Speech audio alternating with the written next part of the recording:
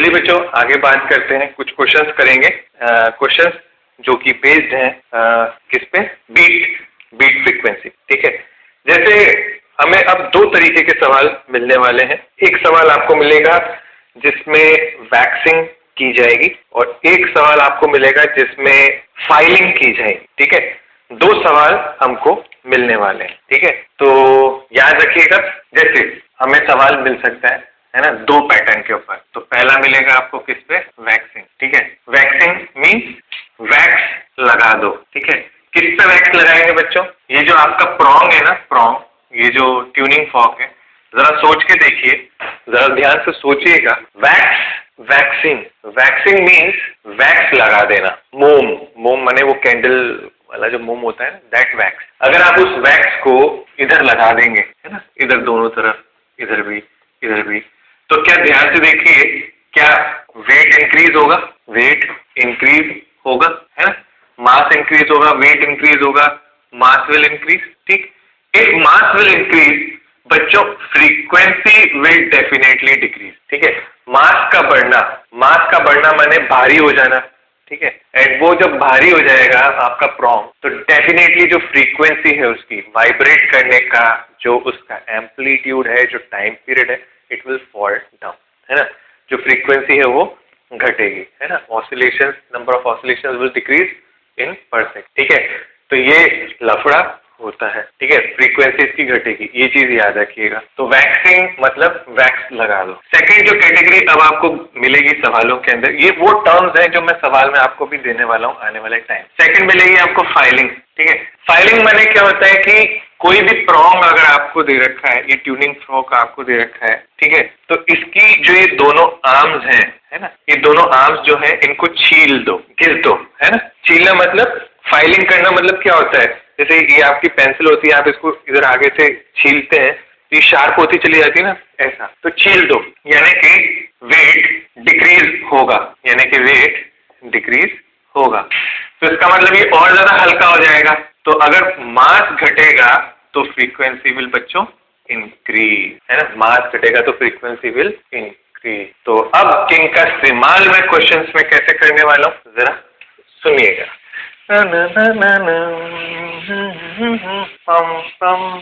गाने सुने बच्चों, गाने, है ना, उनसे क्या है, बीट्स का बहुत बढ़िया फायदा होता है, समझ में आता है बीट्स क्या है। ठीक है, तो पहला सवाल मैं आपको जो है विदाउट लैंग्वेज बताऊंगा, है ना, फिर उसके बाद मैं आपको लैंग्वेज भी लिखा दूंगा आने वाले टाइम में। ठीक है, it is given that beat frequency, है ना, given that beat frequency between two tuning forks is 5 Hz. Beat frequency between two tuning forks is 5 Hz. If one of them, that is F2, है ना, is filed, छीला गया है इसका मतलब। Now the new beat frequency becomes 8 Hz. If F1 is equals to 500 Hz, find F2। ये सवाल आपको मिला है। ठीक है, पहले तो बात समझिएगा, साथ साथ करेंगे अपन दोनों। ठीक है, ध्यान से देखना, ये आपका F1 एंड ये आपका ट्यूनिंग फॉर्क F2। ठीक है बच्चों, F1 जो ट्यूनिंग फॉर्क है इसकी फ्रीक्वेंसी 500 Hz है, ये आपको क्वेश्चन ने दे रखा है। एंड F2 जो ट्यूनिंग फॉर्क है उसकी फ्रीक्वेंसी अननोन है ना, बट ये कह रखा है कि इन दोनों के अंदर, है ना, इन दोनों के अंदर जो बीट फ्रीक्वेंसी है दैट इज 5 Hz। अब बच्चों एक चीज का आपको ध्यान रखना है ना, वो क्या है वो मैं समझा देता हूँ आपको। Beat frequency is difference of the frequency. Beat frequency is difference of the frequency. तो हमेशा इस चीज का ध्यान रखिएगा कि आप अगर F1 माइनस F2 कर रहे हैं तो आपको यहाँ पे प्लस माइनस 5 लेके चलो, यानी कि या फिर F2 माइनस F1 अगर आप कर रहे हैं, ऐसे ही कीजिए आप, तो F2 माइनस F, तो F2 will be F1 plus minus 5, क्योंकि डिफरेंस तो प्लस में भी आ सकता है और माइनस में भी आ सकता है। तो F2 के यहाँ से दो पॉसिबिलिटीज आएंगी, दैट इज 500 प्लस 5 एंड एक आएगी 500 माइनस 5, यानी कि दो आंसर्स पॉसिबल हैं F2 के, 505 हर्ट्ज एंड 495 हर्ट्ज। समझ में आ रही है बात आपको? बीट फ्रीक्वेंसी क्या होता है? डिफरेंस ही तो होता है। तो आप चाहे F1 माइनस F2 करो, चाहे F2 माइनस F1 करो, एक ही बात है ना। चाहे आप F1 माइनस F2 करेंगे तब भी आपके दो ही रिजल्ट आएंगे, ये जो आपको दिख, ठीक है। तो इन दोनों के बीच की बीट फ्रीक्वेंसी अगर 5 है तो इन दोनों के बीच की फ्रीक्वेंसी का सब्ट्रैक्शन इतना होना चाहिए, मानते हैं ना बात को। तो ये दो फ्रीक्वेंसीज आपके सामने आ गई, बट ये सही है कि गलत है ये मैं नहीं कह सकता, ठीक है। तो चलिए चेक किया जाए। अब आपको दो केसेस बनाने, यहाँ से यहाँ मैं क्वेश्चन थोड़ा सा लंबा खींचूंगा क्योंकि पहला सवाल है इसलिए, फिर उसके बाद आपको स्पीड वाली ट्रिक भी बताऊं, ठीक है।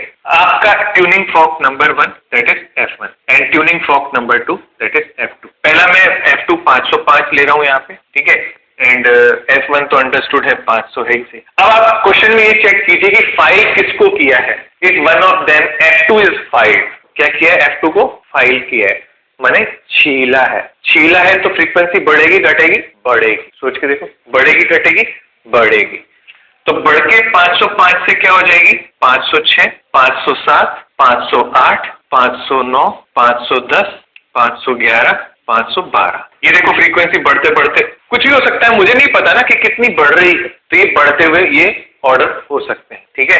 अब जरा ये सोच के देखिए 506 और 505 का जो डिफरेंस होगा बीट फ्रीक्वेंसी वो कितनी आएगी, 506 माइनस 500 बीट फ्रीक्वेंसी कितनी आ रही है, 6 हर्ट्ज।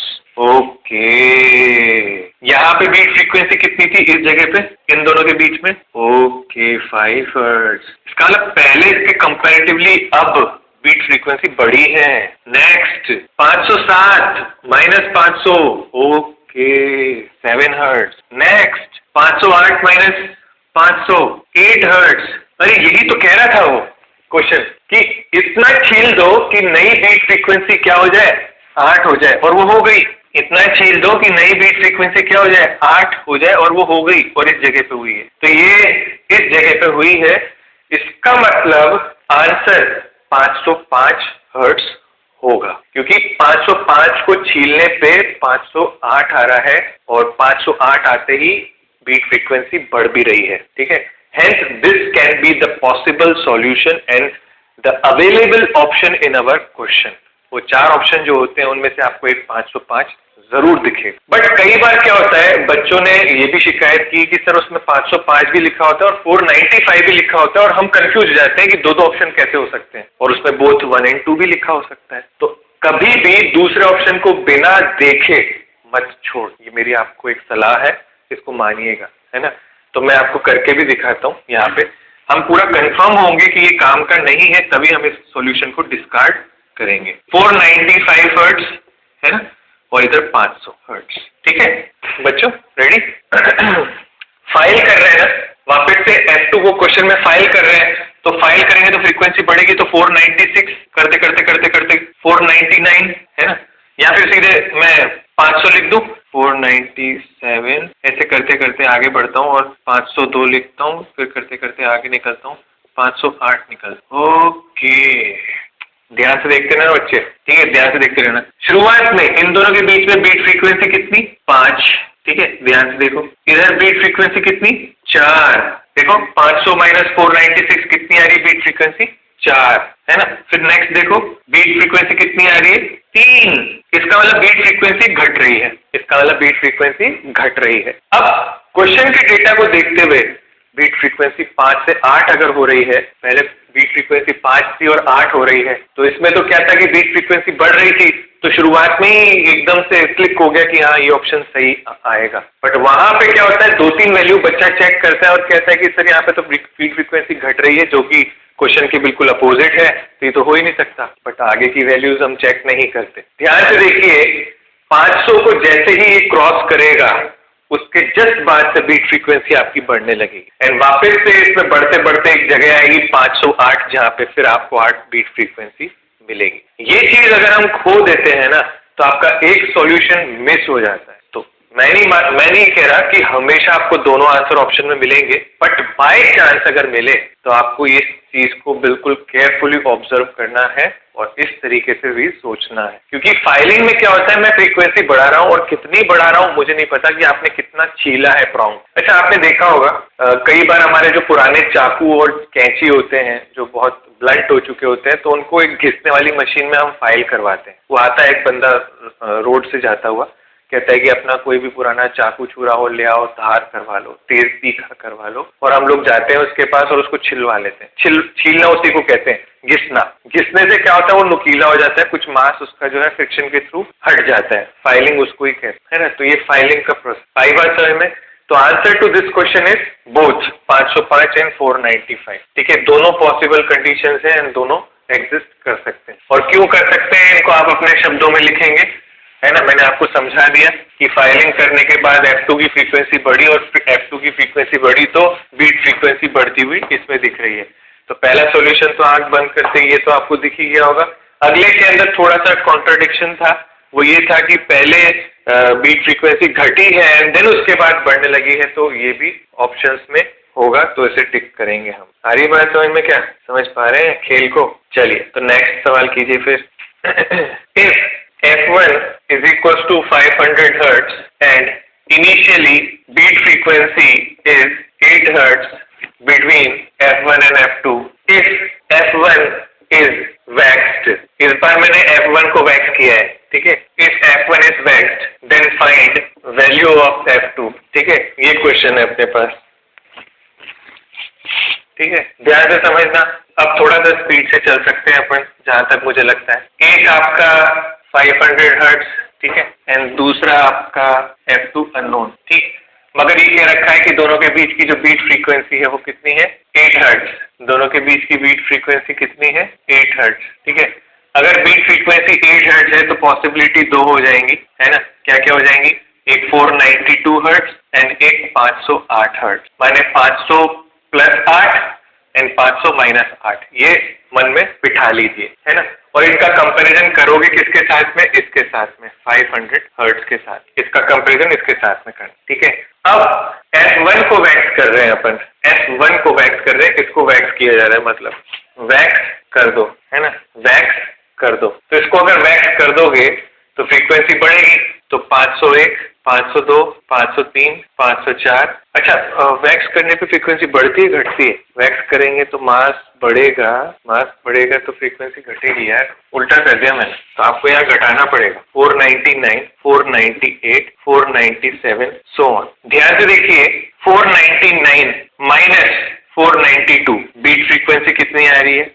99 minus 92, 7 hertz. अरे यार, मैंने यहाँ पे आपको नई बीट फ्रीक्वेंसी दी ही नहीं। एक minute. Find the value of F2 such that new beat frequency is 2 hertz, such that. अब आप कीजिएगा एक बार सवाल पॉज करके, new beat frequency is 2 hertz, है ना। तो मैंने देखा कि 499 पे जो है इस कैटेगरी के अंदर बीट फ्रीक्वेंसी 7 हो गई, और उधर देखो तो 508, और ये इधर बीट फ्रीक्वेंसी हो रही है बेटा आपकी 8 + 1 यानी 9 हर्ट्ज, ठीक है। इस कैटेगरी में 98 माइनस 2 इज बीट फ्रीक्वेंसी हो रही है आपकी 6 हर्ट्ज, एंड यहाँ पे बीट फ्रीक्वेंसी हो रही है आपकी कितनी? 10 हर्ट्ज। यहाँ तो देखो बीट फ्रीक्वेंसी ऊपर जा रही है, तो ये तो बहुत ही गलत हो रहा है, ये सॉल्यूशन नहीं हो पाएगा। 97 पे भी देख लेता हूँ मैं, बीट फ्रीक्वेंसी आपकी जो है 5 हर्ट्ज हो रही है, यानी कि मैं कह सकता हूं कि यहाँ नीचे जाके एक सॉल्यूशन आएगा जहाँ पे 494 हर्ट्ज होगा, और 494 हर्ट्ज पे जो बीट फ्रीक्वेंसी होगी आपकी वो 2 हर्ट्ज हो जाएगी, ये वाली जगह, है ना। यही वो शायद चाहता है, तो यानी कि ये सॉल्यूशन हो सकता है ना। और यहाँ पे अगर मैं कंटिन्यूसली देखूं 494 पे अगर मैं यहाँ देखूं तो यहाँ जो बीट फ्रीक्वेंसी आएगी वो आएगी 6 और ये 8, 14 हर्ट्ज। तो ये तो कतई हो ही नहीं सकता। यहाँ कंटिन्यूसली बीट फ्रीक्वेंसी जो है इंक्रीज कर रही है, जो नहीं चाहिए क्वेश्चन में, और यहाँ कंटिन्यूसली बीट फ्रीक्वेंसी जो है डिक्रीज हो रही है, यही क्वेश्चन में चाहिए, ठीक है। बीट फ्रीक्वेंसी नहीं घटनी चाहिए, उसने ये लिखा है। तो answer is F2 is equal to 492 hertz. इस तरीके से जो है क्वेश्चंस को सॉल्व किया जाए। तो आ रहे समझ में कैसे जो है सवाल करने हैं बीट्स के, ठीक है। अच्छा, नेक्स्ट, ठीक है, एक और सवाल कीजिए। If F1 is equal to 200 hertz and beat frequency is equal to 5 hertz, है ना, between F1 and F2, obviously find F2 if it is waxed, F2 को वैक्स किया है, and new beat frequency is 3 hertz, है ना। इस बार आप करेंगे, है ना, क्योंकि अब आपको दो वैरायटी सिखा चुका हूँ, फाइलिंग की भी सिखा दी है और वैक्सिंग की भी सिखा दी है। तो एक बार आप कोशिश कीजिए इस बार। चलिए, मेरे हिसाब से सबने सोच लिया होगा क्या क्या करना चाहिए यहाँ, ठीक है? तो चलिए करते हैं। ध्यान से देखिएगा, वापस से दो ट्यूनिंग फॉर्क बनाऊंगा। एक F1 होगा 200 हर्ट्ज का एंड दूसरा जो आपका F2 होगा ये क्वेश्चन मार्क है, ठीक है? और F2 को ही वैक्स करना है, ये भी आपको दिखाई दे रहा होगा, ठीक है? सबसे पहली चीज इसी तरीके से करेंगे, है ना? और आपको स्पीड बढ़ानी है इन सवालों में, ये याद रखिएगा। इसकी फ्रीक्वेंसी 200 हर्ट्ज है बच्चों, बीट फ्रीक्वेंसी 5 की है। तो दो पॉसिबिलिटीज जो यहाँ बनती हैं वो मैं ऐसे लिख देता हूँ, एक बनेगी 205 और एक बनेगी 195। इधर किसी को कोई दिक्कत नहीं आनी चाहिए यार, है ना? आसान सवालों में से एक एक लड्डू सवाल मैं कहूंगा यहाँ पे से, ठीक है? अब ध्यान से सुनिए, F1 को सही सलामत रखा है, ये 200 का 200 ही है, इसमें कोई बदलाव नहीं आएगा, F1 यही रहेगा। बट वैक्स किया है इस बार इन्होंने F2 को। वैक्स का मतलब क्या हुआ? फ्रीक्वेंसी घटेगी, है? वैक्स का मतलब फ्रीक्वेंसी घटेगी, मैं अपने आप को ही बता रहा हूँ। तो अगली फ्रीक्वेंसी 204, 203, 202, 201, 200 ये सारी हो सकती है ना? और इसके अकॉर्डिंग मुझे यहाँ दिख रहा है कि यहाँ की बीट फ्रीक्वेंसी 4 हर्ट्ज आ रही है, यहाँ की बीट फ्रीक्वेंसी 3 हर्ट्ज आ रही है, और यहाँ पे मैं कह सकता हूँ beat frequency is continuously decreasing. मुझे क्या चाहिए? पहले 5 की बीट फ्रीक्वेंसी घटानी है, तो हाँ ये वाला वही केस है जिसकी बातचीत चल रही है। तो आंसर कैन बी 205। इसे तो आप टिक कर दें अगर ये ऑप्शन में है तो। बट अगर आपके ऑप्शन में दूसरा ऑप्शन भी है तो फिर थोड़ा सा इंतजार करें, उसको भी चेक कर ले। नेक्स्ट 195 के बाद जब फ्रीक्वेंसी घटाएंगे 194, 193, 192, 191, 190 ऐसे नीचे की तरफ ये फ्रीक्वेंसीज जाएंगी। तो मैंने जब मैच कराया 200 को 194 के साथ, तो देखा कि यहाँ नई बीट फ्रीक्वेंसी 6 हर्ट्ज आ रही है, यहाँ 7 हर्ट्ज आ रही है, यहाँ 8 हर्ट्ज आ रही है। तो यहाँ पे जो बीट फ्रीक्वेंसी है it is continuously rising which is not required by the question at present, hence answer is 205 only. ये आंसर है हमारे question, one and only answer. तो कहने का मतलब ये है, ऐसे दो केसेस आपके सामने हैं दोनों तरफ जिसमें एक ही आंसर था, बट इससे पहले जो हमने एक क्वेश्चन किया उसमें दोनों आंसर थे। तो you must be very careful in declaring the answer कि यार आंसर में डबल ऑप्शंस भी हो सकते हैं, ठीक है? फिर एक सवाल और आता है यहाँ पे, वो भी मैं आपको बताना चाहता हूँ, है ना? नेक्स्ट सवाल जो है आपका वो है, there are 3 sound devices, there are 3 sound devices या फिर ट्यूनिंग फॉक्स मान लीजिए devices, that is whose frequencies are f-2, f+2। कई बार ना ऐसे डराया जाता है, कैसे डराया जाता है? ऐसे मतलब f की वैल्यू नहीं दी, ना 200, ना 400, ना 300, कुछ हर्ट्ज कुछ भी नहीं दिया, सीधे f दे दिया। कई बार f की जगह फ्रीक्वेंसी को n का नाम भी दे देते हैं, है ना? या न्यू लिख देते हैं, अलग अलग सिंबल्स के थ्रू डराया जाता है। बेसिकली क्या करना होता है? बच्चे के दिमाग को डराना होता है कि यार उसने ऐसा सवाल कहीं नहीं देखा है। अगर उसने ये सवाल कहीं नहीं देखा है तो वो घबराएगा और वो आगे के 4 सवाल भी गुड़का देगा। तो क्वेश्चनियर का जो पैटर्न होता है वो यही होता है कि वो कुछ नया डाले, भले ही सिंबल के फॉर्म में, किसी भी तरीके से डराने का काम। और पता है बहुत अच्छी चीज किसी ने कही है, किसी इंसान को इतना भी मत डराओ कि वो डरना ही छोड़ दे, उसको इतनी आदत लग जाएगी तो वो डरना ही छोड़ दे। और वही हम आपको कराना चाहते हैं। आप इतना डरो, है ना, क्वेश्चन अटेम्प्ट करने में, या इतना कि ये क्वेश्चन ऐसा है, ये क्वेश्चन वैसा है, इसमें ऐसी डिजाइन है, ये नहीं देखा। अक्सर होता है आप लोगों के साथ, जब आपका मैसेज आता है किसी भी क्वेश्चन को लेके, तो मुझे पता होता है कि मैंने ये पर्टिकुलर टॉपिक वहां पे कंसीडर किया था, तो मैं बोलता हूँ कि नोट्स पढ़ लो। उसका कारण यही होता है कि आपके अंदर सेल्फ कॉन्फिडेंस आए कि नहीं यार ये तो मेरा पढ़ा हुआ था, है ना? सिर्फ क्वेश्चन को देखने मात्र से जो है मेरे को ऐसा लगा कि ये मुझे नहीं आता, बट ये तो मुझे ऑलरेडी आता है। तो ये आपके मन में जैसे ही आएगा ना, वैसे ही जो है आप उसको अचीव कर पाएंगे, ठीक है? ये वाली बात। तो इस तरीके की जितनी भी चीजें हैं, है ना, उनको कैसे सॉल्व किया जाएगा हम आज वही सीखेंगे, ठीक है? रेडी है अपन, ठीक है? अब जरा ध्यान से देखिए 3 साउंड डिवाइसेस है मेरे पास, है ना? मैं यहाँ बना देता हूँ। मैं हर बार साउंड डिवाइस को जो है ट्यूनिंग फॉर्क के मदद से ही जो है देखूंगा, है ना? तो ये f-2 है, ये f है और ये f+2 है ना? ये 3 आपके साउंड डिवाइसेस हैं। इन दोनों के बीच की जो फ्रीक्वेंसी है इन दोनों के बीच की जो फ्रीक्वेंसी है वो 2 हर्ट्ज है, इन दोनों के बीच की जो फ्रीक्वेंसी है वो 2 हर्ट्ज है, इन दोनों के बीच की जो फ्रीक्वेंसी है वो 4 हर्ट्ज। आपको इन तीनों का म्यूचुअल डिसाइड करना होता है ना। इसकी इसके पड़ोसी के साथ जो बीट फ्रीक्वेंसी है वो 2 हर्ट्ज की है, इसकी इसके पड़ोसी के साथ जो बीट फ्रीक्वेंसी है वो 2 हर्ट्ज की है ना। इसकी इसके साथ जो बीट फ्रीक्वेंसी है वो 4 हर्ट्ज की है। मैंने याद है आपको एक जो ऐप में एक्सपेरिमेंट करके दिखाया था, है ना, जो ऐप में मैंने आपको एक्सपेरिमेंट करके दिखाया था, उसमें मैंने आपको कहा था कि आप चाहो तो एक साथ 2 सोर्सेज के साथ भी बीट फ्रीक्वेंसी बना सकते हैं और एक साथ 3 सोर्सेज के साथ भी बीट फ्रीक्वेंसी बना सकते हैं। तो ये वो 3 वाला एग्जाम्पल है।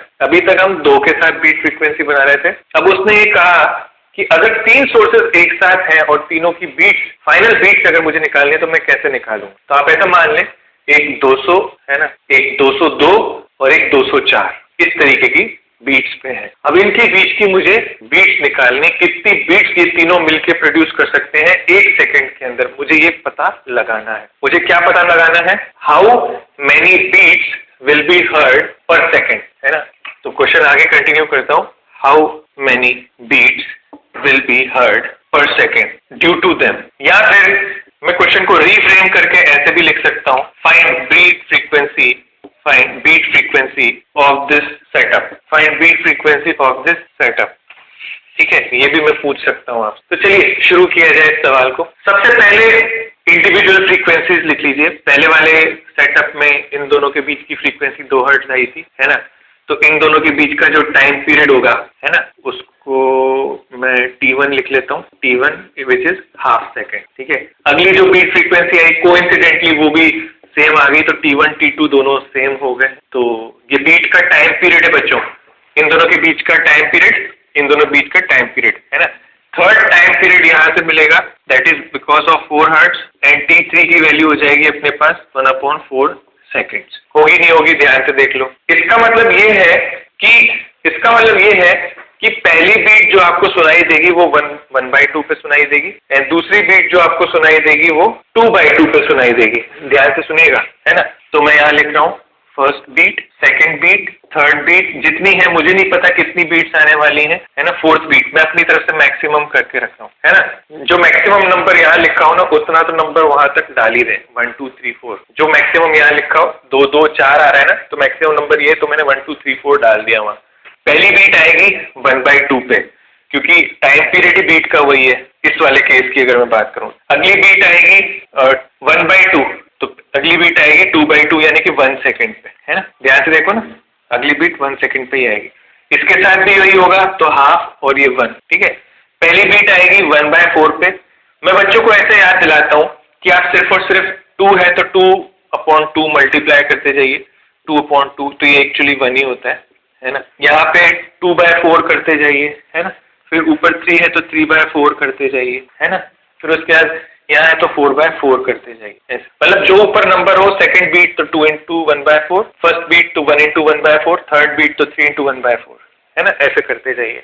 अगर आप इसे सॉल्व करेंगे 2/4 को, तो 1/4 आएगा, सॉरी 1/2 आएगा, 1/2 आएगा।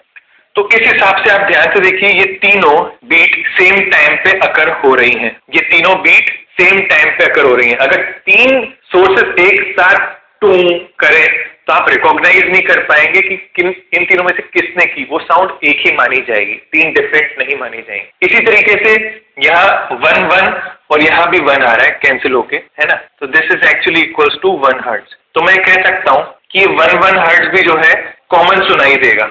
सॉरी, ये तो टाइम है, सेकंड सेकंड सेकंड, ये टाइम है ना जिसपे बीट सुनाई दे रही है। ठीक है, तो ये तीनों एक साथ सुनाई देंगे, ये तीनों सेम टाइम पे सुनाई देंगे। तो 1 2 3 4, there are 4 beats total which are possible. मैं इस चीज को आपको एक्सपेरिमेंट करके भी अभी हाथों हाथ दिखाता हूँ।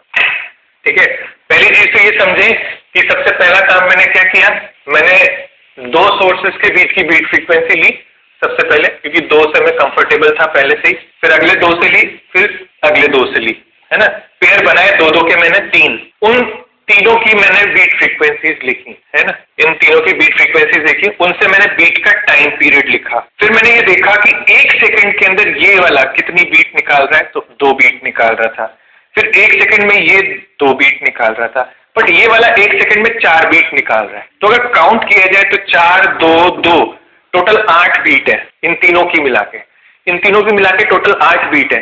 बट इन 8 बीट में से कुछ कोइंसाइड कर रही है, यानी कि एक ही टाइम पे बज रही है एक साथ 2। तो तीनों अगर एक साथ एक ही टाइम पे अगर 2 करेंगे तो हमें पता ही नहीं चलेगा उस बीट के अंदर, वो एक ही बीट काउंट होगी, है ना। तो ऐसा हो रहा है एक तो 1/2 सेकंड पे, है ना, और ऐसा हो रहा है एक 1 सेकंड पे। तो 1 2 3 4 बीट फ्रीक्वेंसी यहाँ पे आंसर में आई। अब मैं इस सेटअप को आपको यहाँ पे भी सेट करके दिखाता हूँ। मैं 3 सोर्सेस का इस्तेमाल करूंगा, और जैसा मैंने आपको बताया, एक की फ्रीक्वेंसी मैं 200 रखूंगा और दूसरे की फ्रीक्वेंसी मैं 202 रखूंगा, है ना, और तीसरे की रखूंगा मैं 440 442 एंड 444 ले रहा हूँ, है ना। तीनों की जो बीट्स है उनमें 2 का डिफरेंस ले रहा हूँ, ध्यान से देखें। 440 442 एंड 444 तीनों साइन वेव्स हैं, इन तीनों को मैं प्ले करूंगा। 2 बीट्स पर सेकंड की फ्रीक्वेंसी चल रही है, 2 सोर्स ऑन है, तीसरा भी ऑन कर दिया। आप काउंट नहीं कर पाएंगे, it is very very difficult, but then आपको अगर सुनाई दे तो ये 4 बीट्स हो रही हैं पर सेकंड के अंदर, ठीक है। तो इस तरीके से जो है ये सिस्टम चलता है ना। तो अब इसमें क्वेश्चन आपको कुछ भी दे सकता है, यहाँ मैं f-3 भी कर सकता हूँ, ये f+3 भी कर सकता हूँ, इसे f भी कर सकता हूँ, क्वेश्चन कुछ भी कर सकता है ना। तो जरा सोच के देखिए, अगला सवाल आपके लिए, है ना। सोच के देखिए, अगला सवाल है, if in above question if frequencies are 300 hertz, 303 hertz, 307 नहीं 306 hertz, then number of beats hertz per second will be question mark, ठीक है। ये सवाल है आपके पास, ठीक है। क्या किया जाए बताइए, वही करेंगे जो पहले सीखा था, ठीक है। अब इतनी ड्राइंग करने की जरूरत नहीं है, सीधे सीधे लिखूंगा 300 303 306 हर्ट्ज, ठीक है। इन दोनों के बीच की बीट फ्रीक्वेंसी 3 हर्ट्ज, इन दोनों के बीच की बीट फ्रीक्वेंसी 3 हर्ट्ज, इन दोनों के बीच की बीट फ्रीक्वेंसी 6 हर्ट्ज हो गया। फिर क्या कीजिए, पहला दूसरा एंड तीसरा, इन तीनों की बीट फ्रीक्वेंसियां लिख लीजिए। थोड़ा सा और गैप लेके लिखता हूँ, अच्छा लगेगा, साफ साफ लगेगा। Now this is beat frequency, है ना, this is beat time period, तो TB लिख देता हूँ, टाइम पीरियड ऑफ बीट। तो 1/3 आएगा सेकेंड, 1/3 सेकेंड, 1/6 सेकेंड, ठीक है। अब मैंने आपको बोला था अगर 6 लिखा हो यहाँ पे तो 6 तक डाल दीजिएगा, तो मैं काउंटिंग डाल रहा हूँ यहाँ 1 2 3 4 5 6, है ना। 1/3 का फर्स्ट 1/3 इंटू 1 2/3 3/3, तीन बीट्स बनेंगी पर सेकेंड, वो दिख भी रहा है, same to same same to same same to same. यहाँ 1/6 2/6 3/6 4/6 5/6 एंड 6/6, हाँ कि ना, ठीक। अब ये देख लेते हैं कि इन तीनों में से, इन सारी बीट्स में से कॉमन कितनी आ रही है। पहले तो काउंट कर लीजिए टोटल है कितनी बीट, 3 3 6 और 6 12 बीट टोटल है। आंसर में ऑप्शन में 12 लिखा होगा, बट याद रखिए 12 नहीं टिक करेंगे, क्योंकि ऐसी कुछ बीट्स होंगी जो सेम टाइम पे आ रही होंगी एंड हमें नहीं पता चल रहा होगा। सबसे पहले तो यहाँ ध्यान से देखिए 1 ये 1 एंड ये 1, तो ये तीनों सेम है, ये तीनों सेम है, ठीक है। तो ये तो सिंगल एक ही बीट काउंट होंगी। फिर ध्यान से देखिए 1/3 आ रहा है, तो 1/3 ये सेम बीट्स है, ये सेम बीट्स है, ठीक है। फिर 2/3 देखिए, ये रहा 2/3, 2 2 2 3 2/3, ये रहा, ये 2/3, ये सेम बीट्स है। 1 2 3, ये 3 बीट्स तो मर्ज हो गई भाई, है ना, ये 3 बीट्स मर्ज हो गई हमारी, और ये 1/2 है, एक तरीके से देखा जाए तो 1/2 है ना, ये 1/2 है, ठीक। अब 1 2 3 4 5 6, there are total 6 beats which are visible and which will be heard in this particular problem. So there are 6 beats which will be heard per second in this particular problem. तो इस तरीके से जो है इन सवालों को किया जाता है, और डेफिनेटली आपको भी ट्राई करना है। कुछ सॉल्व एग्जांपल्स आपके मॉड्यूल की अंदर भी हैं, उनको भी आप ट्राई करेंगे and you will be very very comfortable with such problems of beat. Beats के प्रॉब्लम बड़े आसान होते हैं and they are very very easy to score, तो आपको कभी भी दिक्कत नहीं आएगी, ठीक है। तो make sure you can do them easily, ठीक। चलिए आगे बढ़ेंगे। In our next module we will learn the next topic and the next application of interference, ठीक है।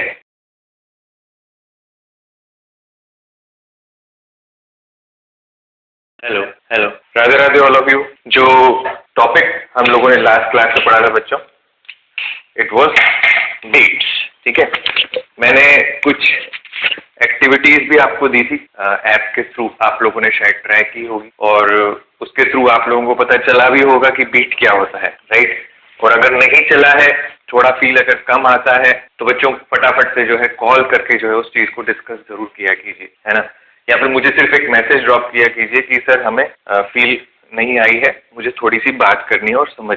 ठीक है, ओके। क्योंकि मुझे ऐसा लगता है पर्सनली, क्योंकि मैं भी आप लोगों की स्टेज से ही यहाँ पे पहुंचा था, और जब मैं फिजिक्स पढ़ता था बचपन में, तो कहीं ना कहीं क्या होता था कि कोई भी टीचर जब आता है पढ़ाता है आपको, तो कोशिश उसकी यही रहती है कि वो आपको वो चीज फील करवा पाए क्लास के अंदर ही। बट कई बार वो एग्जांपल्स हम लोगों को जल्दी से स्ट्राइक नहीं होते, है ना। तो उसके लिए क्या होता था कि पहले इतना प्रोविजन नहीं था हम लोगों के पास, और टीचर्स थ्योरी लिखाते थे और फिर उसके बाद न्यूमेरिकल कराते थे और कहते थे कि अगर हो गया न्यूमेरिकल तो फिनिश। बट आज की डेट में एक्चुअल में जो scene is very very different. Different इसलिए है क्योंकि कंसेप्चुअल क्लैरिटी आपके मन में होनी चाहिए। एक सेट के जो सवाल हैं वो मॉडिफाई हो सकते हैं, अगर क्लैरिटी नहीं होगी तो अगला क्लू आप क्रैक नहीं कर पाएंगे। ठीक है, इसीलिए समझना बहुत जरूरी है, और अगर चीज इंटरेस्टिंग हो, अगर आपके आसपास ही हो,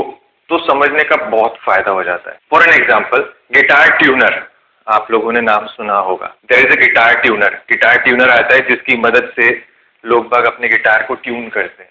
ठीक, तो गिटार ट्यूनर क्या करता है बेसिकली, आपने पहला स्ट्रिंग जो है उसको वाइब्रेट करवाया एंड वहां से कुछ टिंग साउंड प्रोड्यूस हुआ, एंड दैट टिंग फेड्स अवे। ठीक है, दैट टिंग जो साउंड आ रहा है वो फेड आउट हो रहा है। इसका मतलब ये है कि sound itself dies after some time. ठीक है, if you want this ting to keep continuing, then you have to keep tinging that particular wire, then only tinging will come. ठीक है, तो बात सिर्फ इतनी है कि एनर्जी ही तो है साउंड। अगर आपने एक बार प्रोड्यूस की तो एनर्जी हवा में जा रही है, बट मॉलिक्यूल्स जो है हवा के उनमें कोलिजन हो रहा है, that sound fades away after some distance. ठीक है, तो गिटार ट्यूनर कैसे वर्क करता है, उसके अंदर पर्टिकुलर एक फ्रीक्वेंसी होती है, मान लीजिए 400 मान लेते हैं, क्योंकि हमने लास्ट टाइम पे भी वैसे ही कुछ किया, थोड़ा ध्यान आ रहा है मुझे। 400, और आपका गिटार जो है एट प्रेजेंट 350 पे है सपोज कीजिए। तो गिटार वाला बंदा क्या करता है, स्क्रू टाइट करता है कंटिन्यूसली, है ना, एंड यहाँ पे बीट प्रोड्यूस करता है। मैंने बीट यानी कि स्ट्रिंग को वाइब्रेट करता है, तो इसका और ट्यूनर का दोनों का फ्रीक्वेंसी आपस में मैच होता है, मतलब सुपर इम्पोज हो। तो ट्यूनर को पता चलता है कि यार फ्रीक्वेंसी डिफरेंस बहुत ज्यादा है, इसका मतलब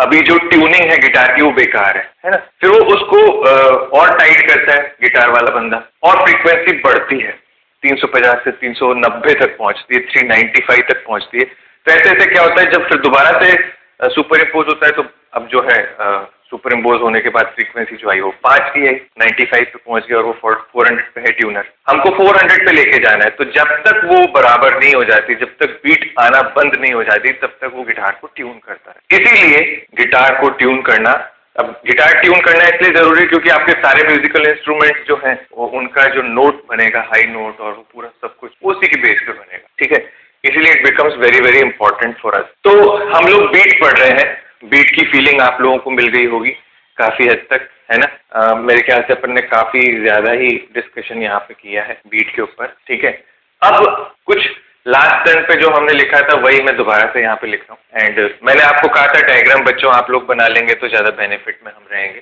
ठीक है, तो डायग्राम आप लोगों ने बना ही लिया होगा। 2 वेव्स है हमारे पास ये, ठीक, हम इनको सुपर इम्पोज करा रहे हैं। ये सुपर इम्पोज होने का पहला एप्लीकेशन है।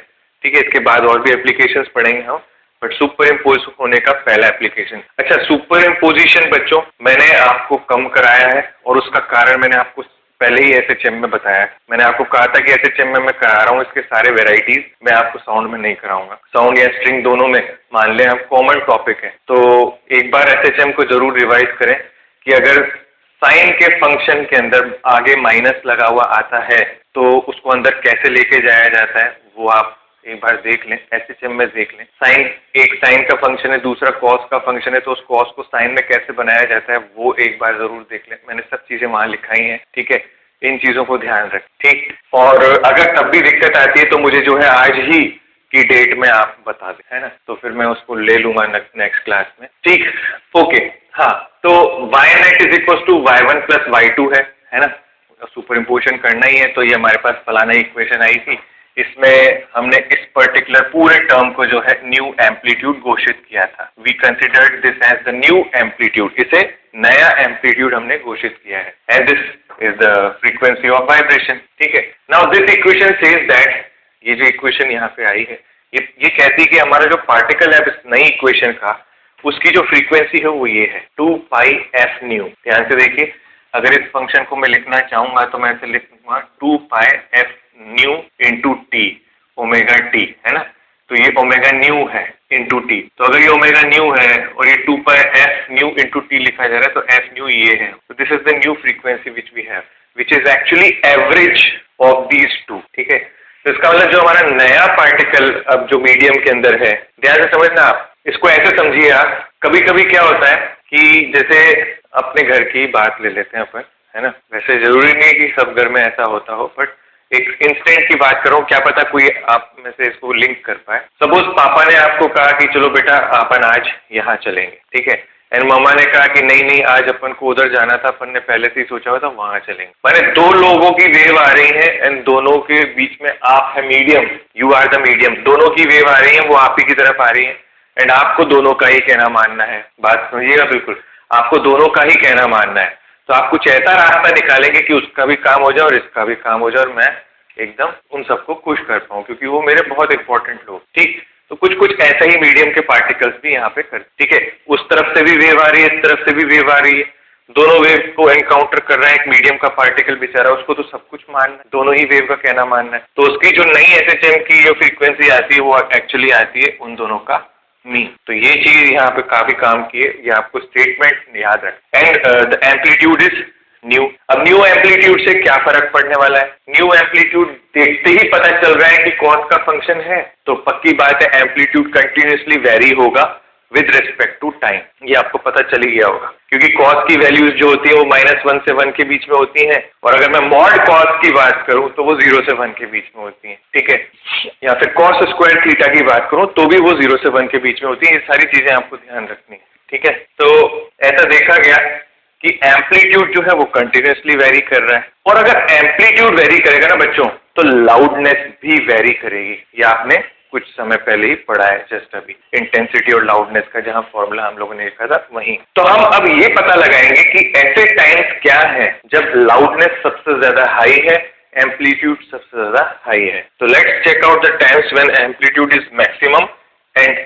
Loudness heard is maximum. ऐसा वक्त कौन सा है जब लाउडनेस भी मैक्सिमम है एंड एम्पलीट्यूड भी मैक्सिमम है। वो फाइंड आउट करने के लिए हमें कॉस की वैल्यू जो है ±1 के बराबर रखनी होगी, क्योंकि चाहे एम्पलीट्यूड पॉजिटिव में 1 हो चाहे एम्पलीट्यूड माइनस में 1 हो, 1 माने मैक्सिमम हो चुका है, ठीक है, एंड 0 माने मिनिमम हो चुका। तो कॉस थीटा ±1 कब कब होता है बच्चों, when theta is equal to n pi. ये सॉल्यूशन आपको याद रखना ही होगा। Cos theta is equal to ±1 when theta is equal to n pi. सोच के देखिए, n की वैल्यू 0 डालेंगे कॉस 0 1 मिलेगा, n की वैल्यू 2 डालेंगे, सॉरी n की वैल्यू 1 डालेंगे कॉस पाई -1 मिलेगा, n की वैल्यू 2 डालेंगे कॉस 2 पाई 1 मिलेगा। अरे बात समझ में। इस हिसाब से देखा जाए तो n belongs to an integer, है ना, n एक इंटीजर है, और इस इंटीजर पे हमें जो वैल्यूज मिल रही है वो आपको याद रखनी है, ठीक है। वैल्यूज क्या है मैं आपको फिर बता देता हूँ। whenever cos theta is equals to ±1 then theta के सॉल्यूशंस होंगे n phi where n belongs to a integer। देखिए ध्यान से, n की वैल्यू आप 0 रखेंगे cos 0 will be 1, n की वैल्यू आप 1 रखेंगे cos pi will be -1। सारे सॉल्यूशन इसमें आ जाएंगे आपके। ध्यान से देखिएगा, ये बहुत काम का है, अगले साल फिर काम आएगा। ऐसा ना हो आप सोचे कि यार ये हमें पता ही नहीं था, ठीक है। तो जहां भी होंगे आप हमेशा जो है इसको ध्यान रखेंगे, cos 3 पाई अगेन -1। और इसी तरीके से अगर आप ध्यान से ऑब्जर्व करें, ये मैं सिर्फ इसलिए लिखा रहा हूँ आपको क्योंकि आप, मुझे पता है कि मेडिकल वाले को मैथ्स से थोड़ा सा एलर्जी होती है, बट ये जो मैथ्स है ना, ये बेसिक मैथ्स में आती है और ये कहीं ना कहीं बहुत इफेक्ट करती है हमें। मैं जो है बच्चों रिसेंटली कुछ और शॉर्ट ट्रिक्स पे भी काम कर रहा हूँ, मैं आप लोगों के साथ थोड़े टाइम में ही शेयर करूंगा। वो शॉर्ट ट्रिक्स कुछ इस तरीके की हैं कि जो आपने एप्टीट्यूड के अंदर पहले पढ़ी होंगी, जैसे कि बड़े बड़ी क्वांटिटीज का स्क्वायर करना, जिनमें हमें नहीं समझ में आता कि कैसे करें, तो उनको कैसे अप्रोच किया जाए वो भी अपन को करना होगा, क्योंकि वो बहुत जरूरी है ना। उससे क्या है कि अगर आपकी मैथ्स फास्ट होगी ना तो आप स्विच जल्दी कर पाएंगे क्वेश्चन को, ये हो गया अगला करते हैं, ऐसे तो स्विचिंग फास्ट हो जाती है। ठीक, अब ध्यान से देखिए, तो मतलब मेरे कहने का मतलब यहाँ पे सिर्फ इसको बताने का मतलब यही था कि मैथ्स को इग्नोर मत कीजिएगा, है ना, ये सोच के कि यार ये तो चलो ठीक है साइड का पार्ट ना, इग्नोर मत कीजिएगा, काम आ जाता है। तो जब इसको मैंने n पाई के बराबर किया तो ये पाई से ये सीधे पाई कैंसिल, 2 से 2 कैंसिल, तो t की वैल्यू आ जाएगी n/f1 - f। अब n इंटीजर है, ये आपको ऑलरेडी वहां भी बताया था और यहाँ पे भी वैलिड है, तो n की वैल्यू 0 डाली तो पहला टाइम जिसपे कोई मैक्सिमम एम्पलीट्यूड मिलेगा वो t = 0। फिर 1/f1 - f2, 2/f1 - f2। इसका मतलब मैं ये कह सकता हूँ आप लिखिएगा यहाँ पे, this is first maxima and this is second maxima, है ना, and this is third maxima and so on. ठीक है, ज्यादा मुझे करने की जरूरत नहीं है इसके आगे। ठीक है, now let's check the times when amplitude is minimum and loudness heard will be low. जो लाउडनेस हमें सुनने को मिली है वो भी यहाँ पे लो होगी। तो उसके लिए क्या कर दूं, एम्पलीट्यूड को 0 कर दूं तो लाउडनेस कम से कम सुनाई देगी। तो अगर लाउडनेस को 0 करना है यानी कि एम्पलीट्यूड को 0 करना है, and it is equal to 2πf1 - f2 × t/2 = 0 कर दिया अपन ने, है ना। जैसे ही 0 हुआ तो फिर मुझे सोचना है कि cos थीटा 0 होता है तो इसके सॉल्यूशन क्या होते हैं, जरा सोचते हैं। cos थीटा अगर 0 हुआ तो इसके सॉल्यूशन क्या होते हैं, तो मुझे ये समझ में आता है π/2, 3π/2, 5π/2, इन सारी वैल्यूज पे, यानी कि 90 के मल्टीपल्स पे जो है ये सब हो रहा है। 90 का मल्टीपल मुझे तभी मिल पाएगा जब मैं यहाँ पे एक ऑड मल्टीपल का नंबर लाऊंगा, तो ये मुझे लाना पड़ा। अब n की वैल्यू जैसे 0 हुई, cos आपका यहाँ π/2 हुआ, आंसर 0। n की वैल्यू 1 रखेंगे, cos 3π/2 0। n की वैल्यू 2 रखेंगे, cos 5π/2 0। ऐसे तो ऐसे रखते चले जाएंगे तो आपको 0 वैल्यूज मिल जाएंगे, सारी 0 वैल्यूज। क्योंकि यहाँ पे बात क्या है कि ये जो प्रोसेस है मुझे नहीं पता ये इन्फिनाइट तक कब तक चलता रहेगा। वो आपसे कभी भी बोल देगा बताओ कि 5th टाइम जब मैक्सिमा आएगा या मिनिमा आएगा वो क्या होगा बताइए, तो आपको वो वैल्यू डालनी पड़ेगी। बट इस एक चीज ध्यान रखिएगा, यहाँ पे एक हाई अलर्ट है। हाई अलर्ट ये है, फर्स्ट 0 पे आ रहा है, सेकंड फर्स्ट पे आ रहा है, तो गलती से भी आप ऐसा ना कर दे कि थर्ड के लिए ऊपर 3 लिख दें, है ना। तो ये याद रखिएगा, 0 से काउंटिंग जब शुरू होती है तो 9th नंबर जो होता है वो भी 10th नंबर कहलाता है। ठीक है, तो इस चीज को ध्यान रखिएगा, ये बहुत और भी सिंपलेस्ट मैथ है। ठीक है, तो कहने का मतलब है मैथ से आप पीछे छुड़ा नहीं सकते, फिजिक्स बदला लेने आया है आपसे।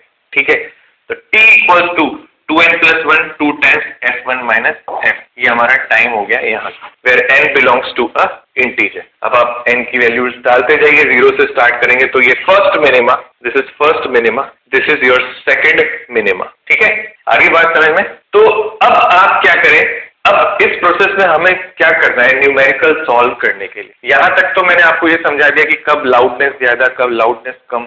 कुछ बच्चों का डाउट आया भी था कि सर ये लाउडनेस कम ज्यादा, बेटा म्यूजिक तभी तो बनती है ना। अगर आपके म्यूजिक में लगातार हाई नोट रहेगा तो म्यूजिक कौन सुनना पसंद करेगा। फिर तो क्लासिकल आपने सुना हो तो उसमें इतना ऊंचा पिच लेके जाता है ना कोई भी बंदा। तो म्यूजिक में वेरिएशन होता ही है, तभी वो म्यूजिक बनता है ना, तो ये उसी की निशानी है। बट एक चीज याद रखें, एक बार अगर आपने साउंड प्रोड्यूस कर दिया और आप चाहते हैं इनफाइनाइट टाइम्स तक बीट प्रोड्यूस होती रहे, ऐसा नहीं हो सकता। कंटिन्यूस आपको साउंड सोर्स को एनर्जी देनी ही पड़ेगी, तभी जो है बीट फॉर्म होती है। तो नेक्स्ट बात करेंगे कि व्हाट इज बीट। तो this process in which sound is increasing decreasing and again repeating the same process, this effect is known as beat. Now the successive times of maxima and minima when they are heard are known as beat period. ये बहुत काम का है, सुनिएगा ध्यान से। कहने का मतलब ये है, बीट पीरियड को हम TB से डिनोट करते हैं, ये TB, and it is time of second maxima minus of time of second maxima. तो इफ आई डू, आपको दिख ही रहा होगा, the same answer is going to come. ये जो टाइम है यही जो है अपना बीट का टाइम पीरियड है।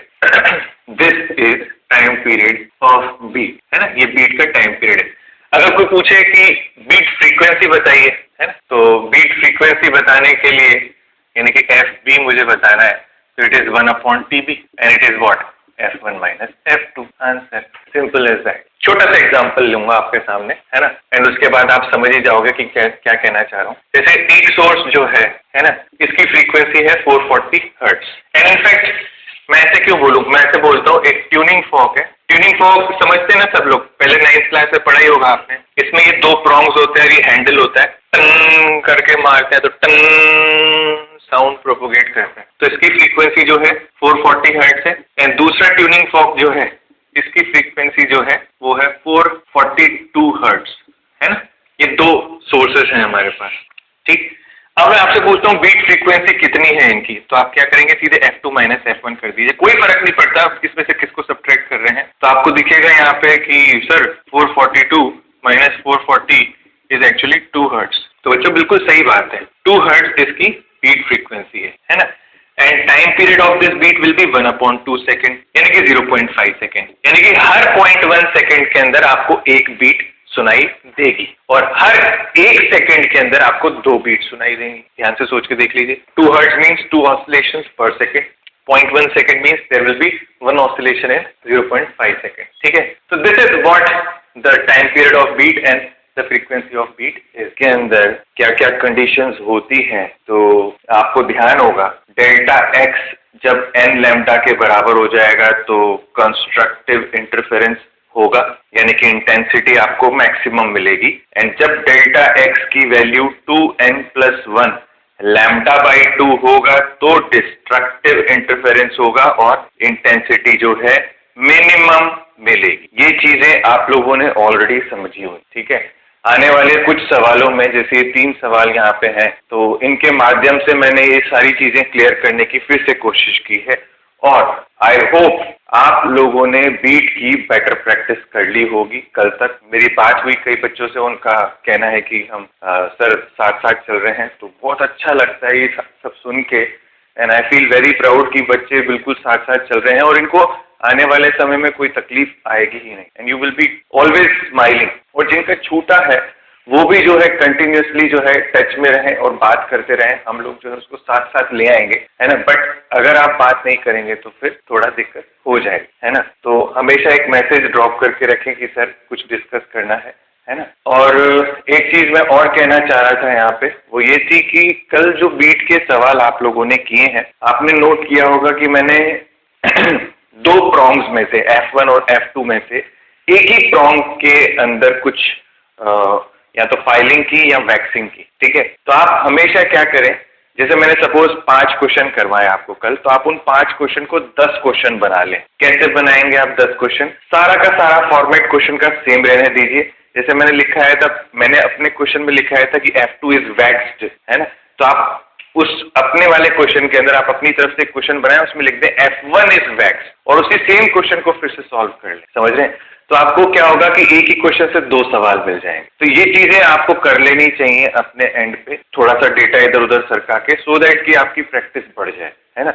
अब मैंने कल की डेट में आपको ये इसलिए नहीं बोला था क्योंकि कल सफिशिएंट पोर्शन था आपके पास, नई नई चीजें थी सीखने के लिए। बट 1 से 2 दिन बाद जब हम टॉपिक भूलने लगते हैं, तब ऐसा करके जो है आप उस टॉपिक को रिटेन कर सकते हैं। Believe me, it will give a longer impact to you, ठीक है। कुछ चीजें और सामने आई हैं, कई बच्चों का ये भी कहना है कि सर हम लोगों को जो 4 महीने पुराना टॉपिक था अब वो हम थोड़ा थोड़ा भूलने लगे। ये होगा बच्चे, है ना, ये आप सभी के साथ होगा।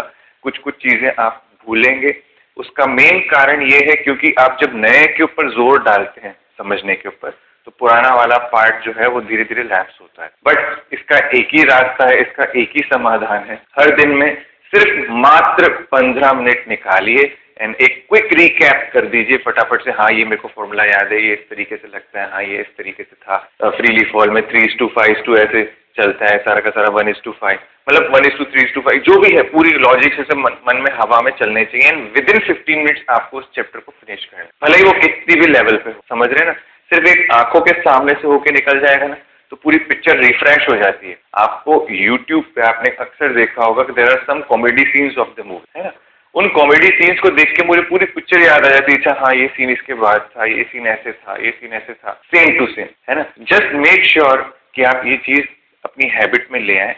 हालांकि मुझे लगता है कि काफी बार भूल भी जाते हैं हम लोग, बट मेक श्योर कि आपकी हैबिट का पार्ट हो, तो आपको दिक्कत कम से कम आएगी, है ना। इन चीजों को थोड़ा ध्यान दें। जो मेरे सामने आती हैं अक्सर, जो कॉमन इश्यूज आते हैं, तो मैं उनको ले लेता हूँ वीडियो के अंदर, सो दैट कि क्या है कि अगर कोई और बच्चा है जो अभी बात नहीं कर रहा है, उसकी भी प्रॉब्लम ये हो सकती है ना। तो दो सोर्सेज हैं, क्वेश्चन पे आ जाता हूँ मैं। दो सोर्सेज हैं S1 एंड S2, और हम चाहते हैं कि उनकी इक्वेशंस भी दे रखिए, and they are sending out waves at the speed of 1.5 metre पर second. Find amplitude of the resultant motion of the particle collinear.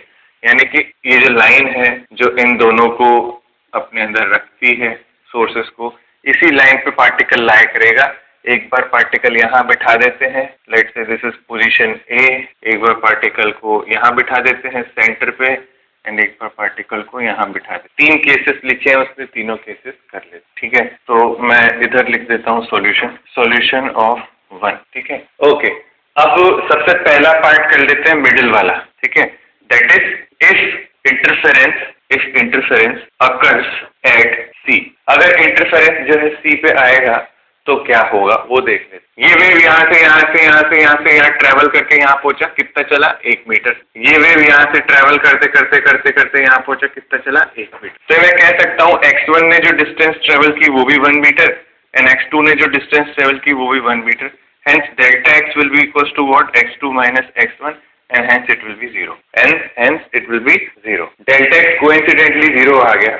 Now the relation to have maximum या फिर एम्पलीट्यूड के लिए कह रहे हैं ना ये तो सिर्फ, तो I will say delta phi is equal to 2 pi by lambda into delta x. ये 0 होना मतलब कंडीशन है कि यहाँ पे पाथ डिफरेंस 0 हो गया, and if it is 0 then delta phi is 0, then A net का square can be written as A square, क्या है, A1 स्क्वायर, है ना। मैं पूरा सॉल्व नहीं कर रहा हूँ, आपके लिए छोड़ रहा हूँ, क्योंकि मुझे और भी चीजें करानी है, अभी बहुत ज्यादा जरूरी है वो। कॉस डेल्टा फाई, ये हमारा फॉर्मूला था जो हम लोगों ने सीखा था। A1 की वैल्यू ये 0.03 है, A2 की वैल्यू 0.02 है, और कॉस डेल्टा फाई यानी कि कॉस 0 1 हो जाएगा, है। तो आप ध्यान से देखें, A net can be written as A1 plus A2, ठीक है, एंड इट विल बी 0.05। मुझे तो लग रहा है आराम से देख, and every unit here is a SI unit, तो उसको वैसे ही लेके चलिएगा, ठीक है। क्लियर है बात को, एकदम समझ पा रहे हैं एकदम, है ना, कहीं दिक्कत तो नहीं आ रही, ठीक। अब इसी सेम क्वेश्चन में आपको दे रखा है ना, कि B और C पार्ट भी अपन को करना है, यानी कि हमें ये भी देखना है कि अगर यही पार्टिकल अगर A या B लोकेशन पे हो तो क्या होगा, है ना। एक्चुअल में क्या है, A लोकेशन और B लोकेशन दोनों का तरीका सेम है, तो मैं दोनों मिक्स कर दे रहा हूँ, है ना, यहाँ पे। तो मैं यहाँ लिख रहा हूँ for part B and for part C, that is at point A and B, इन दोनों पॉइंट्स पे। पहले मैं ड्राइंग थोड़ी सी मिटा देता हूँ यहाँ पे, अब ये पॉइंट हटा देते हैं। मैं एक समझा देता हूँ आपको, B वाला पॉइंट आप ऑटोमेटिकली A समझ जाएंगे, I very well know that. S1 से देखो साउंड जाएगी, ये जारी, ये यहाँ पहुंच गई। यहाँ पे कोई ना कोई ईयर होता है ना, जो ये सुन रहा होता है। S2 से जो साउंड गई वो यूं गई, यहाँ पे पहुंच गई, ठीक है।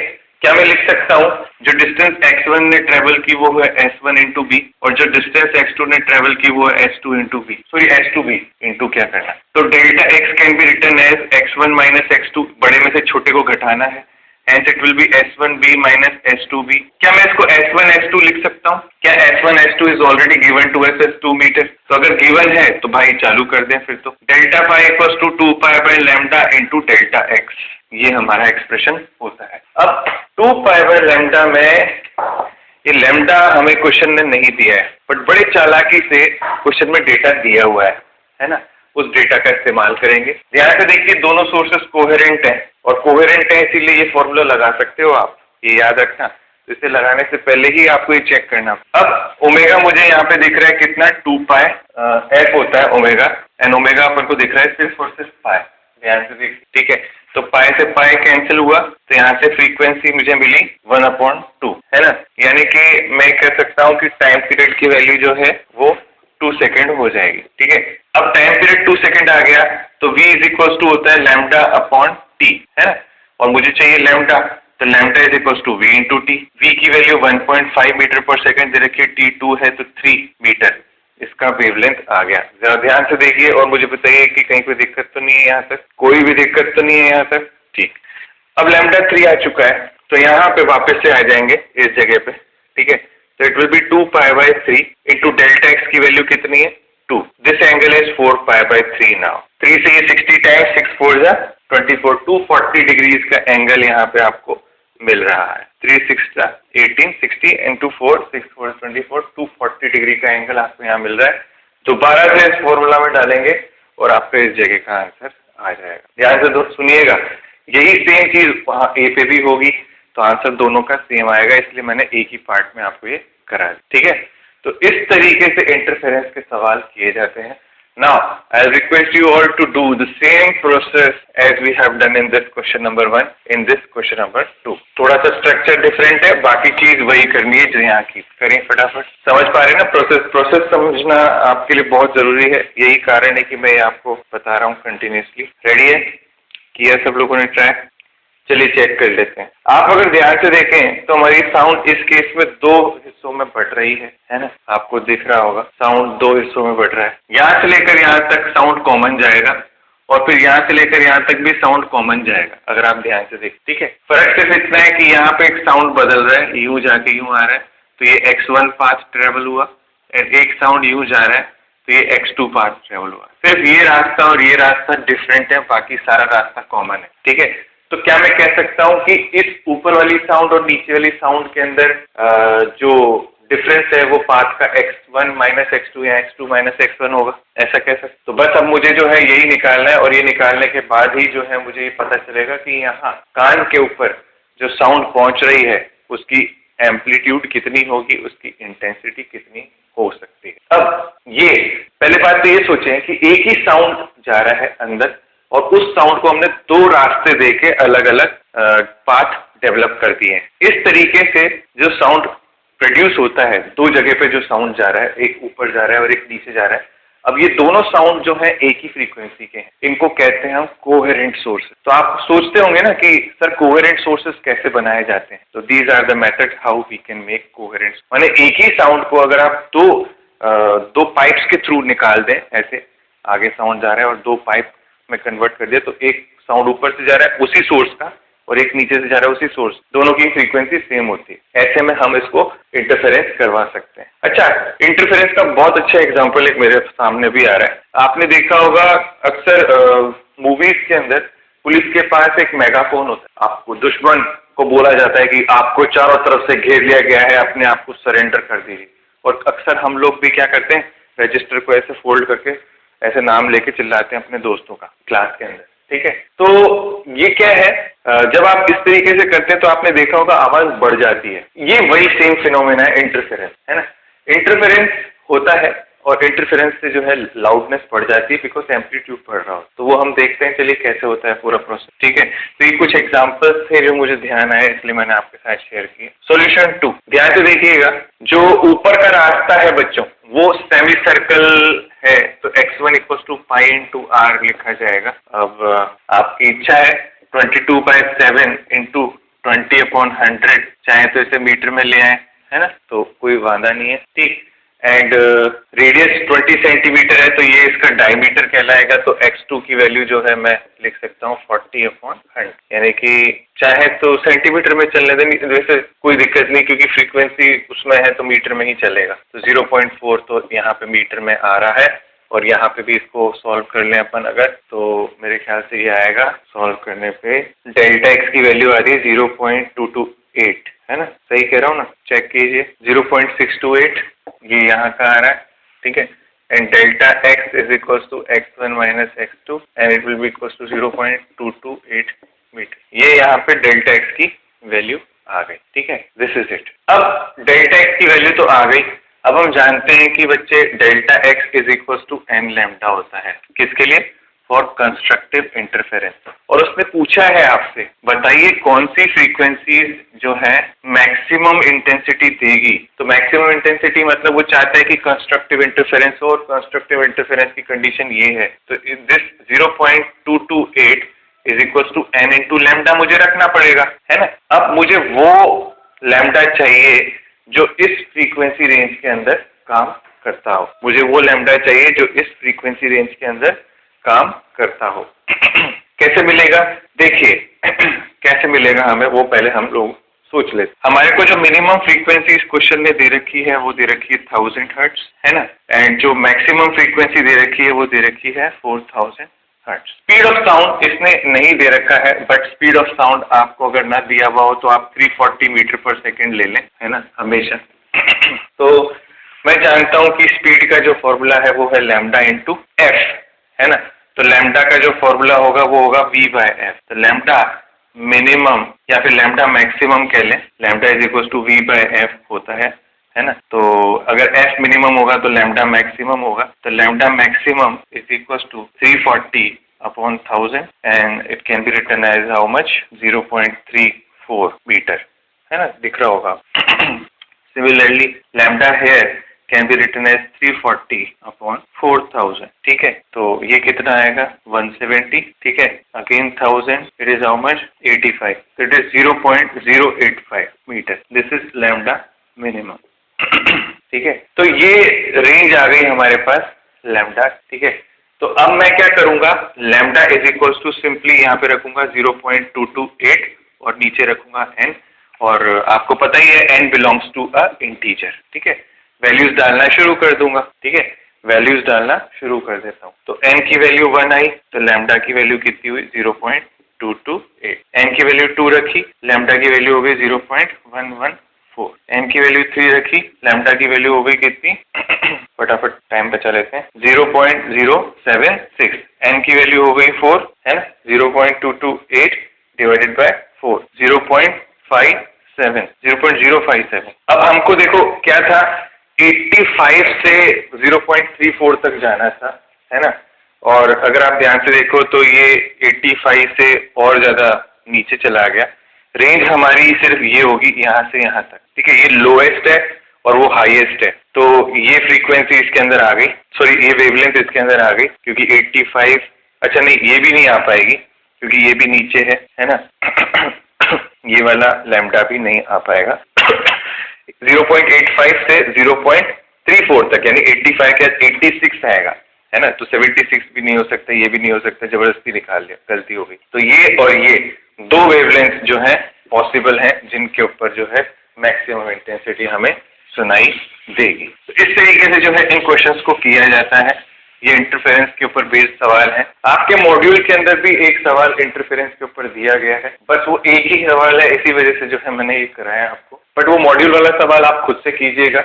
उसमें एक स्पीकर दे रखा है यहाँ पे, और एक स्पीकर यहाँ दे रखा है, उससे साउंड यहाँ आ रही है और एक साउंड ऐसे आ रही है। तो आपको पूछा गया है कि इन दोनों की जो साउंड है वो यहाँ पे पहुंच रही है, तो डेल्टा एक्स कितना होगा। तो ये डिस्टेंस 3 दिया हुआ है, ये 4 दिया हुआ है, तो ये 5, ऐसे करके सवाल है, वो कीजिएगा आप। बहुत अच्छा सवाल है, अगर आप लोगों ने देख लिया तो बहुत अच्छी बात है, नहीं देखा है तो वो देखिए। क्वेश्चन नंबर 3,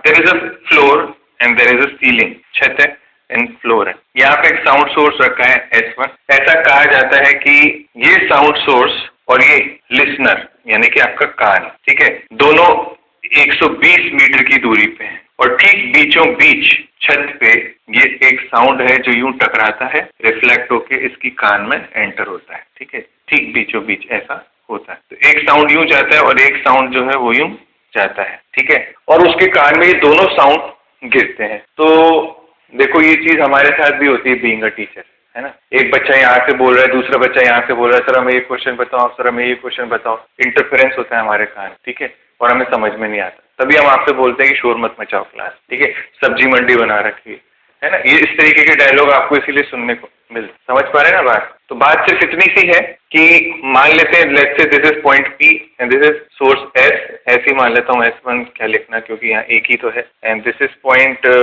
L, लिसनर है तो L मान लेते हैं, S source, P point of reflection, ठीक है। तो मैं कह सकता हूँ जो ऊपर का रास्ता है इसे मैं x1 बोल देता हूँ एंड नीचे का रास्ता जो है इसको मैं x2 बोल देता हूँ। x2 तो क्वेश्चन ने दे ही रखा है, तो भली भांति जो है आप पता है 120 मीटर लिख दिया अपन, ठीक है। अब मुझे x1 कैलकुलेट करना है। x1 is very well can be written as S1P plus P into L, और ये भी जानता हूं कि SP is actually equals to PL, क्योंकि उसने क्वेश्चन में डेटा दिया ही इसी तरीके से। उसने कहा है कि मिड पॉइंट है ये, है ना, मिड पॉइंट है तो ये और ये आपस में इक्वल होंगे। और अच्छी बात तो ये है कि 90 डिग्री है, तो ये एक छोटा राइट एंगल ट्राइंगल है। Height of the ceiling is 25 metre, उसने ऑलरेडी दी हुई है। And this particular point because it is half way, तो ये 60 हो जाएगा, तो हाइपोटेनियस निकालना हमारे लिए बहुत आसान हो जाएगा। तो S1P can be written as under root of 60 का स्क्वायर प्लस 25 का स्क्वायर। अब मैं ये सॉल्व नहीं करा रहा, मैं आपको सिर्फ सिखाऊंगा कि ये कैसे किया जाता है। Now x1 can be written as twice of S1P, sorry SP लिख लो, S1 मैंने हटा दिया, twice of SP, because SP और PL दोनों बराबर हैं तो ट्वाइस ऑफ SP लिख सकता हूँ। तो it is twice of 3600 plus 225, है ना। अब जो भी इसका आता हो आंसर, x1 आ जाएगा, x2 आ जाएगा, डेल्टा x आप इससे निकाल पाएंगे, है ना। और डेल्टा x आते ही आपको इसको क्या कर देना है, n लैम्डा के बराबर कर देना है और लैम्डा की वैल्यू निकालते जाना है, n की वैल्यूज डालते डालते। इसमें कोई फ्रीक्वेंसी रेंज नहीं दे रखी, इसमें कोई लैम्डा की रेंज नहीं दे रखी, इनफाइनाइट तक निकालते जाइए। तो n की वैल्यू 1 2 3 4 करते करते करते आराम से आप कर आई बात समझ में। तो this is how questions are done, ठीक।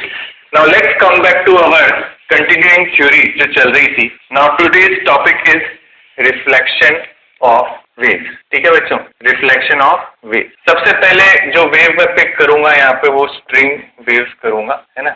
हालांकि रिफ्लेक्शन दोनों ही जगह पे होता है और होगा भी सही यार, ऑब्वियसली बात है। ये क्वेश्चन रिफ्लेक्शन का, ये साउंड तो रिफ्लेक्टिंग होती ही है ना। And it reflect just same as that of light. जैसे 10th में आपने लाइट को रिफ्लेक्ट कराया होगा, वैसे ही रिफ्लेक्ट होती है। लॉज ऑफ रिफ्लेक्शन वैलिड होते हैं, एंगल इंसिडेंस, नॉर्मल और ये रिफ्लेक्टेड एंगल, ये सब कुछ यूज होता है यहाँ पे भी। तो आपको कुछ नया लगेगा नहीं, पढ़ाऊंगा इसी तरीके से कि आपको लगेगा सब पुराना ही चल रहा है, ठीक है। तो स्ट्रिंग वेव्स की बात यहाँ पे हम कर रहे हैं। क्या होता है वेव के अंदर, है ना। अच्छा, अब सबसे पहला जो रिफ्लेक्शन मैं आपको करा रहा हूँ वो करा रहा हूँ reflection of wave from a fixed and, याद रखिएगा, फिक्स्ड एंड, यानी कि मैंने यहाँ पे गांठ बांधी है, this is a fixed and, ठीक है। एंड ये कोई वॉल है या फिर सपोर्ट है, बहुत स्ट्रॉन्ग रिजिड सपोर्ट, ठीक है। ये रिजिड सपोर्ट है, ये नहीं हिल सकता, ठीक है।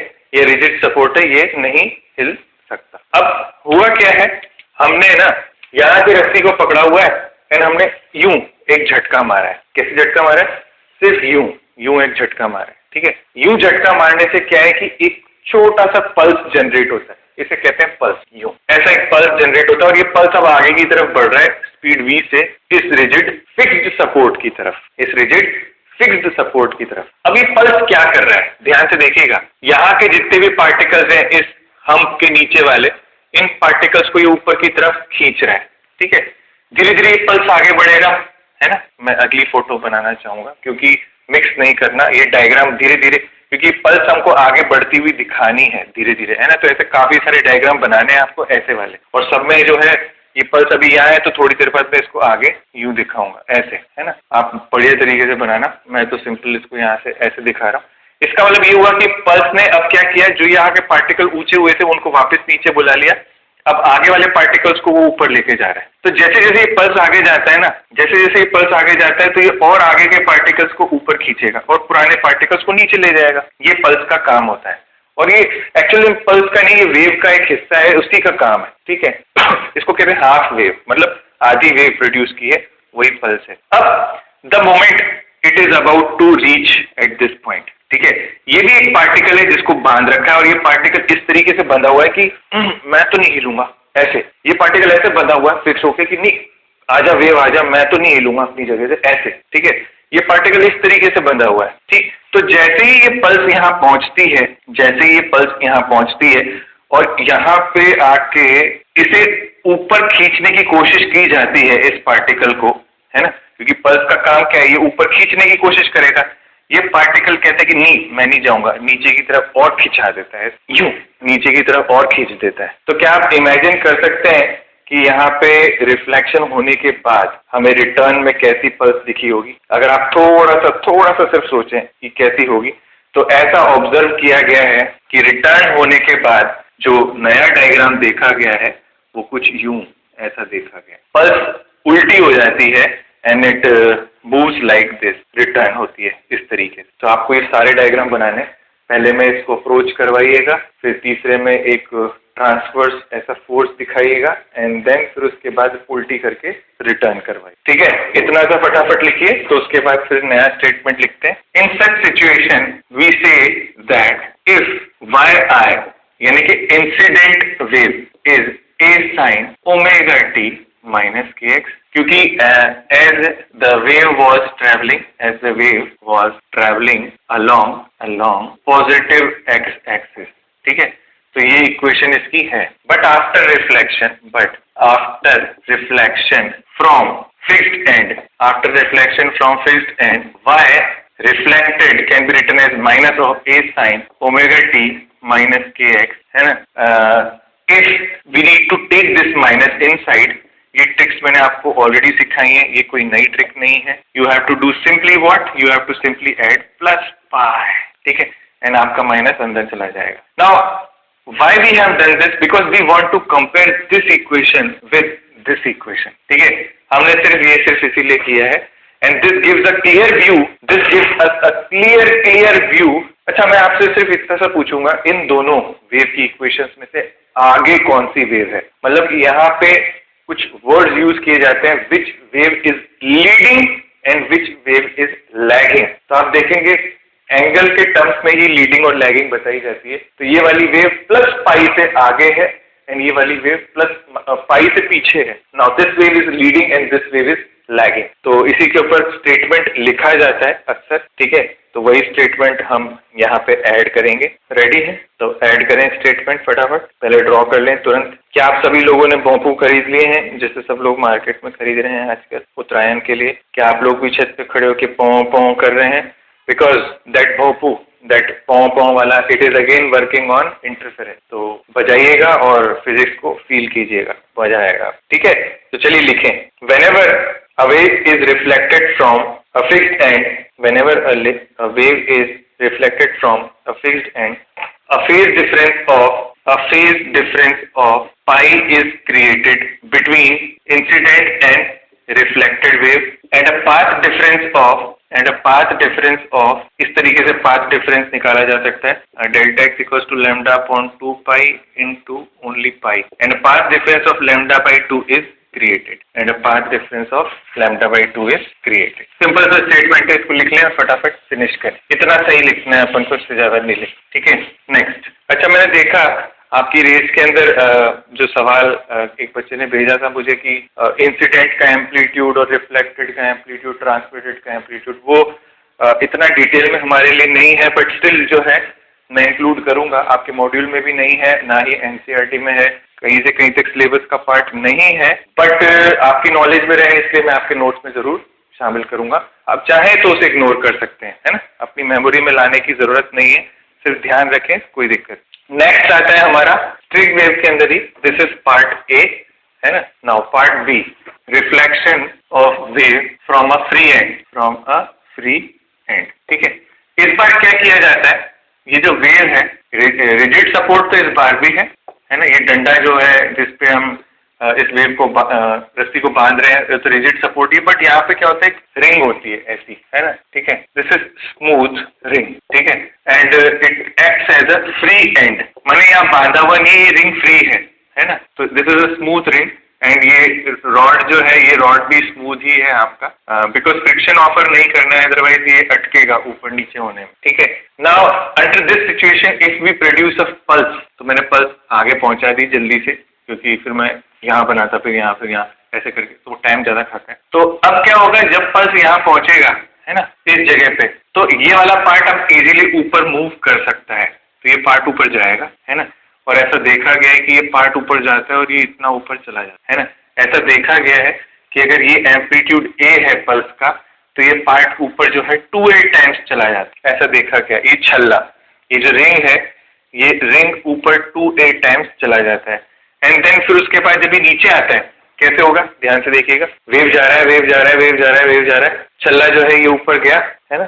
अब मैं छल्ले की तरफ से जा रहा हूँ, ठीक है, छल्ला यहाँ है, छल्ला फिर नीचे आता है, षटाक, तो षटाक जैसे ही आता है तो ये वेव यू रिवर्स होके वापस से यहाँ बढ़ती है, यानी कि ये वेव यूं रिटर्न होती है इस तरीके से। ये पहले यूं जा रही थी, थोड़ी देर बाद छल्ला यूं रह जाता है और वेव यूं निकलती है और आगे की तरफ बढ़ती है, ठीक है। क्यों? क्योंकि क्या हुआ, ये छल्ला जो है पहले ऊपर गया और फिर दोबारा से जब नीचे आएगा ना, क्यों नीचे आएगा, क्योंकि आपको अभी भी सिखाया ये जो हम्प बन रहा है इसमें पार्टिकल्स ऊपर ऊपर ऊपर, अब जैसे ये सरकेगा आगे की तरफ तो बाकी पार्टिकल्स को नीचे लाने के लिए कहेगा और आगे के पार्टिकल्स को ऊपर आने के लिए कहेगा। तो जब ये एनर्जी इस छल्ले के थ्रू होके निकलती है तो पहले आधे पार्ट तक माने आधे हम्प तक तो सारे पार्टिकल्स को ऊपर जाने के लिए कहती है, फिर उसके बाद वो कहती है कि नीचे आओ वापस से। तो जब वो नीचे आने के लिए झटका देगा यूं रिंग, तो झटका जैसे ही यूं देगा तो एक रिवर्स वेव ऐसे जाएगी पीछे की तरफ। बट इस बार खास बात ये कि वेव इन्वर्ट नहीं हुई है,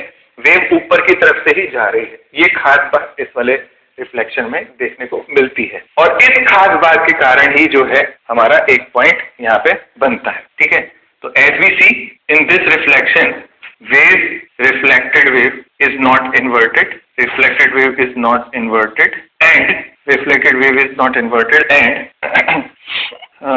if y incident is equals to a sin omega t minus kx, then y reflected will be a sin omega t plus kx, ठीक है। आगे की तरफ प्लस का साइन, ठीक है, और अंदर प्लस kx। ये चीज यहाँ पे लगा दें, आप भी लिख लें। Negative sign is because wave is inverted, reflected wave is inverted। ये नेगेटिव साइन सिर्फ इसलिए आया था यहाँ पे क्योंकि जो आपकी रिफ्लेक्टेड वेव है वो इन्वर्ट हुई है, नीचे की तरफ जा रही है, इसलिए नेगेटिव। तो यहाँ पे जो फेज डिफरेंस है ना, यहाँ का जो फेज डिफरेंस है आपका डेल्टा फाई वो 0 माना जाएगा, है ना, एंड बिकॉज ऑफ दैट जो डेल्टा एक्स है वो भी आपका 0 माना जाएगा, ठीक है। तो ध्यान से देखिएगा, इनिशियल फेज कांस्टेंट की बात, इनिशियल फेज डिफरेंस की बात अगर हम यहाँ करें तो वो 0 ही काउंट किया जाएगा। आ रही है बात समझ में? तो इस तरीके से हमें यहाँ पे डील करना पड़ता है। I think you are very much okay with this particular, ठीक है। इतना ही हमारे थ्योरी के पार्ट में ये पार्ट है, ठीक। अब आते हैं स्ट्रिंग्स के अंदर ही एक मोटी और एक पतली रस्सी वाले कंसेप्ट पे, यानी कि इफ कई बार ऐसा होता है ना, जैसे अभी पतंग का सीजन चल ही रहा है तो मैं आपको इसी के थ्रू एग्जांपल देता हूँ, आप जल्दी कैच भी कर लेंगे। कई जो धागा होता है आपका वो मोटा धागा होता है और कई बार पतला धागा होता है, मांझा जिसे अपन कहते हैं। तो अगर मैंने 2 धागे बांधे, एक मोटा और एक पतला, और मैंने क्या किया, उन दोनों के अंदर जो है, अब मैं पतंग तो उड़ा रहा हूँ, मैंने यूं ठुमका दिया या फिर यूं वेव प्रोड्यूस की, तो वेव यहाँ मेरे हाथ से वहां तक दोनों के दोनों रस्सियों में अलग अलग तरीके से जाती है। तो ये मैकेनिज्म खैर आप स्लो मोशन के वीडियो में ही समझ सकोगे, इतना